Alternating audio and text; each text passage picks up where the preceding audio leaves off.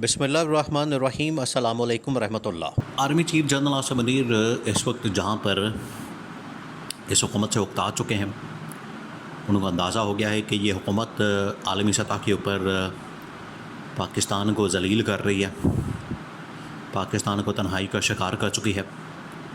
पाकिस्तान के अंदर जो पहले तबाही और बर्बादी फेरी हुई थी, आलमी सतह के ऊपर भी तबाही और बर्बादी फेरती है। और दूसरा जो जजेस है, जो सुप्रीम कोर्ट ऑफ पाकिस्तान में जहाँ पर यह फुल कोर्ट बैठा है, अब फुल कोर्ट इसके ऊपर समाअत कर रहा है। फुल कोर्ट मखसूस नशिस्तों के हवाले से केस को देख रहा है। अब काजी फ़ाइज़ ईसा जो पहले शुरू के दिनों में कह रहे थे, काजी फ़ाइज़ ईसा ये बात कर रहा था कि हम किसी तरह से इस केस को हफ्ते के अंदर अंदर मुका देंगे, निपटा देंगे और हर रोज़ ही डेली बेसिस के ऊपर समाअत होनी है। लेकिन जब नज़र आया काजी फ़ाइज़ ईसा को कि जजेस तो काजी फ़ाइज़ ईसा की बात नहीं मान रहे, वो तो अपनी मर्ज़ी कर रहे हैं, अपनी मनमर्ज़ी के साथ चीज़ें चला रहे हैं और उनका जो फ़ैसला आएगा वो बड़ा इंडिपेंडेंट आइन और क़ानून के मुताबिक होगा मखसूस नशिस्तों के मामले पर। जैसे काजी फ़ाइज़ ईसा का भी केस उड़ जाना, बल्ले का जो निशान वापस लिया था वो केस भी, फ़ैसला भी उड़ जाना है। इलेक्शन कमीशन ऑफ पाकिस्तान भी उड़ जाना है और मखसूस नशिस्तें वापस हो जानी है। और बीच में जो हुकूमत के पास नंबर गेम 2/3 मेजॉरिटी बन सकती थी, जिसकी वजह से ये तरमीम कर सकते थे और तरमीम के नतीजे में काजी फ़ाइज़ ईसा को एक्सटेंशन मिलनी थी, ये पूरा प्रोग्राम बढ़ जाना है। तो इस वजह से काजी फ़ाइज़ ईसा को इस बात की फ़िक्र है, वो मज़ीद टाल रहा है, उसको डिले कर रहा है। कभी 1 हफ़्ते के लिए मुलतवी कर देता है, कभी 2 हफ़्ते के लिए मुलतवी कर देता है। तो जजेस जो तकरीबन को 10 के करीब जजेस हैं, उनको अंदाज़ा हो चुका है कि काजी फ़ाइज़ ईसा का प्लान हमने हर हाल में नाकाम बनाना है, पहली बात। और आइन और कानून के मुताबिक बस हम फ़ैसला दे दें, ऑटोमेटिकली जो ये एक्सटेंशन का एक पूरा मंसूबा बनाया गया काजी फ़ाइज़ ईसा को देने का, ये मंसूबा जो है ये पूरा का पूरा हमने नाकाम कर देना है। अब ये दोनों महाज़ों के ऊपर इस्टेब्लिशमेंट देखें, हुकूमत 2 इदारों के सपोर्ट की वजह से कायम होती है या खड़ी होती है या उसके अंदर जान होती है। अगर वो 2 इदारे पीछे हट जाएँ, 2 इदारे अपनी सपोर्ट खींच लें, तो उसके बाद हुकूमत का चलना, हुकूमत का खड़ा होना, हुकूमत का कायम रहना बड़ा मुश्किल हो जाता है। उसमें से एक इदारा है इस्टेब्लिशमेंट। आइन और कानून के मुताबिक अगर हायरार्की में देखा जाए, आइन की, कानून की रूह से, तो जो पाकिस्तान की फ़ौज है उसका नंबर जो है कुछ 6-7वें नंबर पर आता है। लेकिन प्रैक्टिकली देखा जाए पाकिस्तान की सियासत के अंदर तो इसका नंबर पहले नंबर पर आता है इस्टेब्लिशमेंट का। तो जब आप उसकी सपोर्ट के साथ चलेंगे तो आपकी हुकूमत कायम रहेगी। सेकंड, अदलिया की सपोर्ट, अदालत की सपोर्ट है।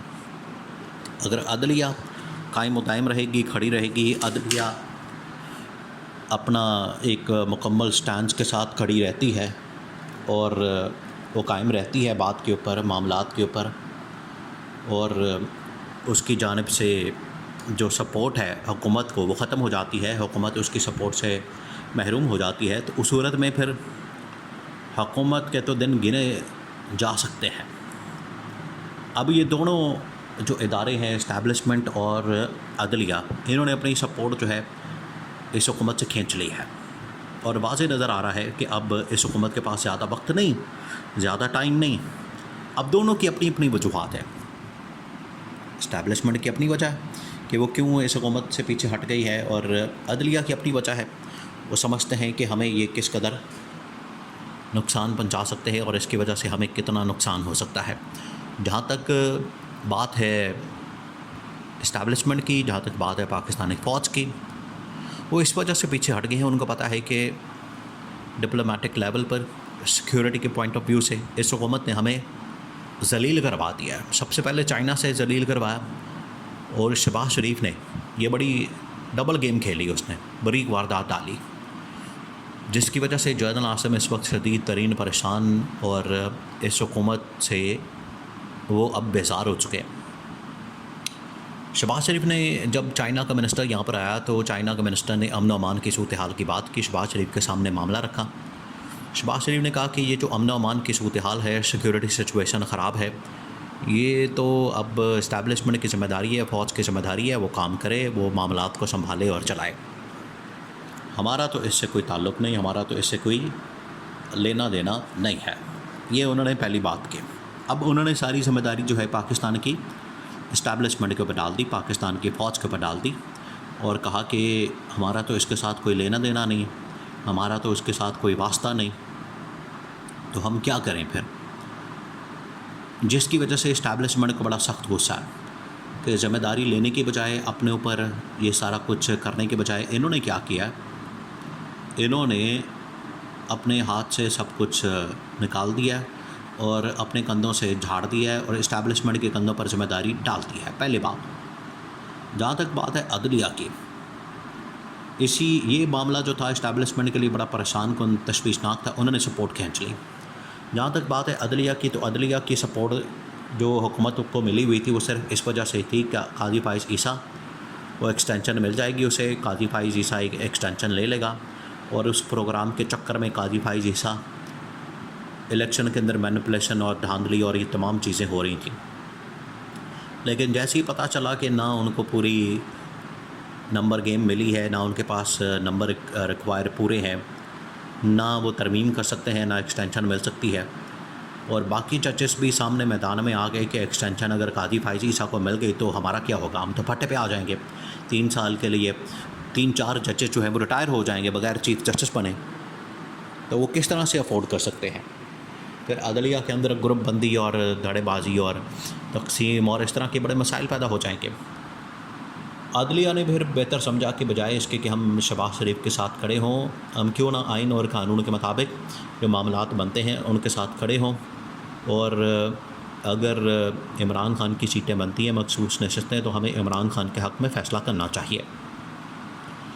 तो अब इस्टेब्लिशमेंट से भी सपोर्ट ख़त्म, अदलिया से भी सपोर्ट ख़त्म, और अब जो हुकूमत है वो इस वक्त तन्हाई का शिकार हो गई है। तो ये अब एक किस्म की इन्होंने कब्र अपनी ख़ुद खोद ली है। इस हुकूमत ने खुद ही अपना तिया पांचा कर दिया है, खुद ही अपने आप को ज़ीरो कर दिया है, और अब ये हुकूमत ज़्यादा देर तक चलने वाली नहीं है, नज़र नहीं आ रही कि ज़्यादा देर तक चलेगी, क्योंकि जो अहम तरीन इदारों की सपोर्ट है वो इससे ख़त्म हो चुकी है। उसके बाद इनके पास कुछ बचता नहीं। अब शहबाज शरीफ ने आलमी सतह के ऊपर जो पाकिस्तान को ज़लील किया उससे इस्टेब्लिशमेंट परेशान है, और जो काजी का प्लान था एक्सटेंशन का उसकी वजह से जजेस परेशान हैं। तो अब दोनों इदारों की सपोर्ट होने के बाद कोई भी हुकूमत पाकिस्तान के अंदर ज़्यादा देर ठहर नहीं सकती है, और ये आखिरकार इमरान खान जेल से बैठ के इस हुकूमत को घर भेजने में कामयाब होगा, मैंडेट वापस होगा और इमरान खान बहुत जल्द हुकूमत बना लेगा।